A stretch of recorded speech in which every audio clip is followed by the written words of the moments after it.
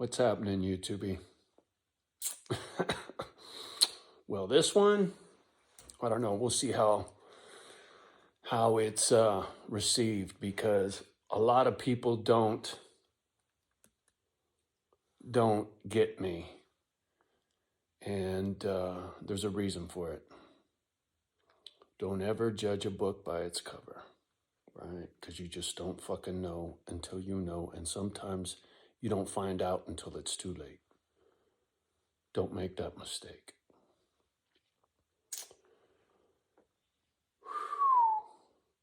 When I was a youngster,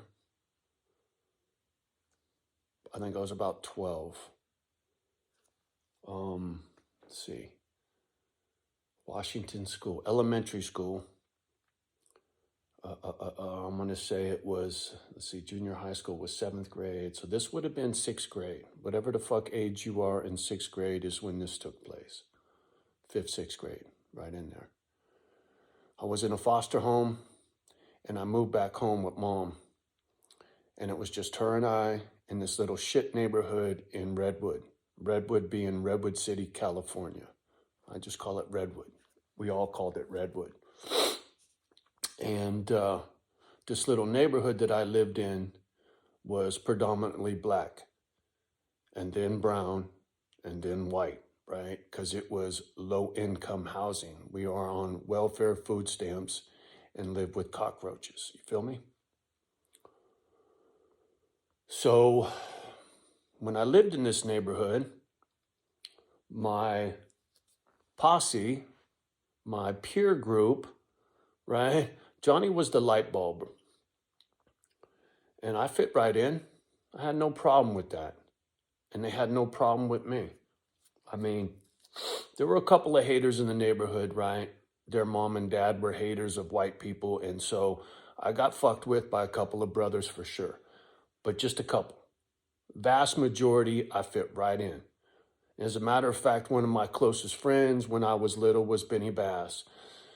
Black family. I ate at his house. I slept at his house. We used to do the Soul Train dance in between the twin beds in his bedroom and laugh at each other. I've told this story before.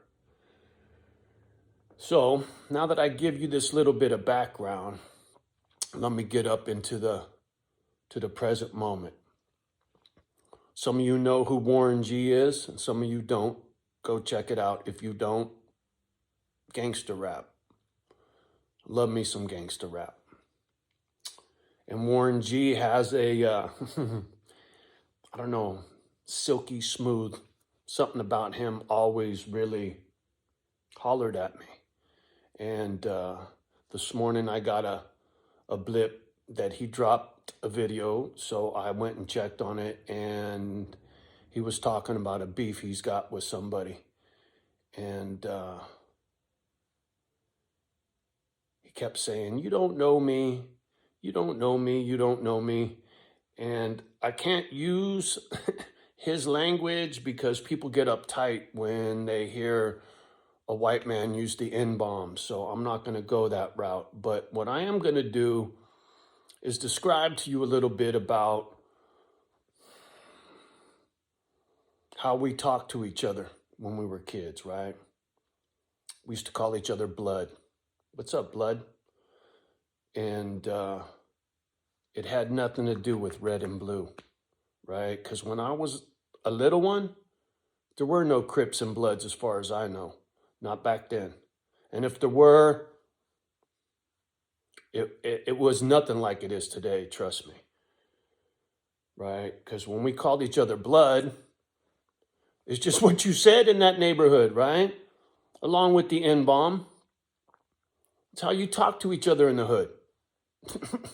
And so to get back to the beginning of this, never judge a book by its cover, right?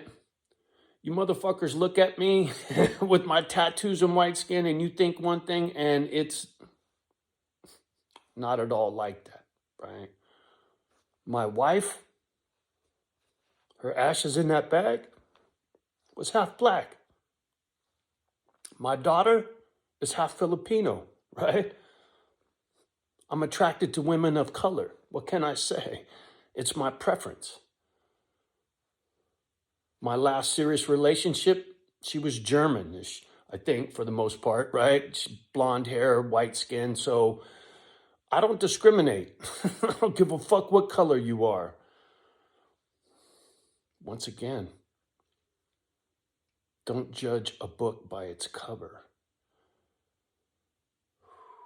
I don't know what it was, but when I watched that video, Warren G talking shit about this motherfucker talking shit about him, and he's trying to, make a point, and I get that, right?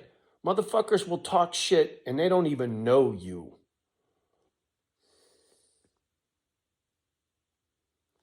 And if you ain't careful, you'll get it handed to you quickly for running your fucking mouth out of ignorance.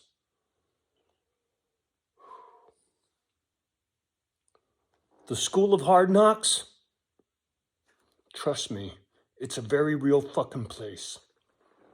And that little neighborhood is near and dear to me. I was very impressionable back then, right? To this very day, it sticks with me.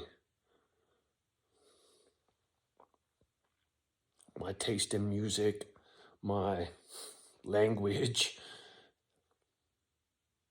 even my Ben Davis clothes is what we rocked back in the day, right? My Bens were creased.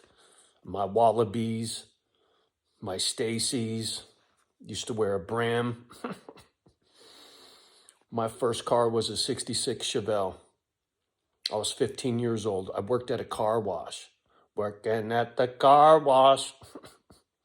Rolls Royce, motherfucker. Like I said, don't judge a book by its cover. Please. And what I was trying to get at with the Chevelle that I was telling you about, 66 Chevelle I bought from Kennedy Auto Body.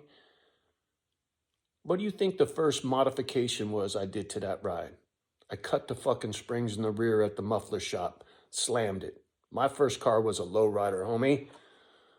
And then when I got out of the hood and into a foster home up in San Bruno, the dad was a mechanic. He goes, "What the fuck did you do to that car? We got to change those springs. You can't even drive it. It's riding on the bump stops." And then because I changed neighborhoods, now I'm in a fucking white neighborhood. Everybody's rock and roll and hot rods, right? So then it was like this. Instead of like this, it was like this, right? You adjust to your environment. But you know what? I never stopped listening to soul music. Just like gangster rap, man. There's certain shit that talks to me.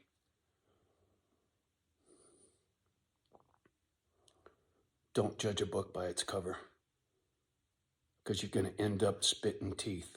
Trust me. Word to the wise. Or as they say, word to your mother. Vanilla Ice, right? Now I know you're fucking laughing. Yeah, I'm trying not to wear this out. Much love, Aaron. Thank you for that comment. All right, y'all, have a beautiful day. But I had a feeling somebody needs to hear this before they start spitting teeth. I'm 60 fucking years old, homie. Think maybe I seen some shit in my life? Maybe. So maybe you ought to listen. All right. Much love and respect from me and the girls. Do you, but be careful. Be wise. Grasshopper. We'll talk soon. Peace.